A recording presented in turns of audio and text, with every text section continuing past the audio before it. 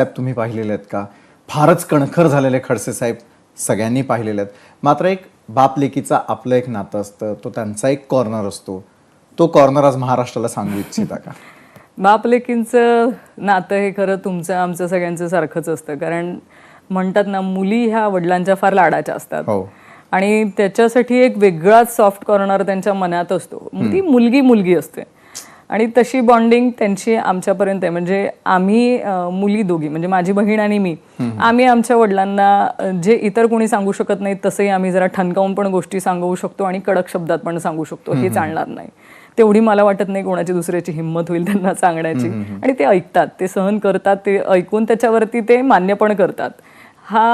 आणि गेल्या अनेक वर्षांमध्ये मुलगी म्हणून त्यांच्याकडनं खरंच म्हणजे जे प्रेम किंवा जी कसं राहावं समाजामध्ये हे जे त्यांनी शिकवण दिली आहे, म्हणजे ते राजकीय दृष्ट्या त्यांच्याकडे वेळ नसायचा, पण ते लहानपणापासून हे लक्ष ठेवायचे, तुला स्वयंपाक येतोय की नाही, हिला पोळ्या येत आहेत की नाही, हिला पोळ्या शिकव, हिला हे सगळं स्वयंपाक पण शिकव, मग त्याच्याबरोबर तू शिक्षणामध्ये काय करते. म्हणजे मी कॉलेजला असताना माझा वडिलांचं म्हणजे आमचं घर आणि मी होते सिडनम कॉलेजला आणि तिथल्या तिथे GLCला, ह्या दोघंही शाळेच्या समोरून ते सहज चक्कर मारायचे गाडीतनं. तेव्हा ते मंत्री होते आणि चक्कर मारल्यानंतर मग मला म्हणायचे राणी म्हणतात मला घरी. म्हणतात तू काय तिथे, मला कॉलेजच्या बाहेर काय गाड्यांवर दिसली नाही, अभ्यास चालू आहे म्हणजे तुझा व्यवस्थित.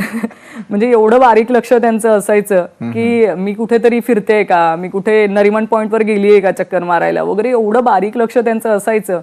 आणि ते शिक्षकांना पण तेवढंच कडक शब्दामध्ये सांगायचे, इतर विद्यार्थ्यांना जशी ट्रीटमेंट असते तशीच हिला असली पाहिजे, हिची तक्रार असेल तर हिला शिक्षा झाली पाहिजे.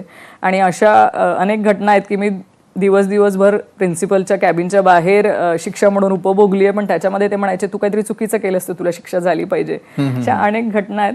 त्यांच्यासोबत जे काय दिवस घालवलेत, खरं वडिलांनीच मला आत्तापर्यंत मी जे काय राजकारणात आहे हे त्यांनी घडवलंय. मला प्रत्येक वेळेस सांगणं, ते तुम्हाला सूचना करत राहतात, हे तुझं चुकलंय, हे तुला असं करायला हवं, हे सगळं हे त्यांच्याकडून आलेले गुण आहेत. आणि चाललंय काम, त्यांच्या पावलावर पाऊल टाकून महाराष्ट्राच्या जनतेची सेवा करण्याचं काम चालू आहे. बरं, सुंदर असलेलं नातं तर तुम्ही उलगडून आज महाराष्ट्रातल्या जनतेला सांगितलं. मात्र असं आहे की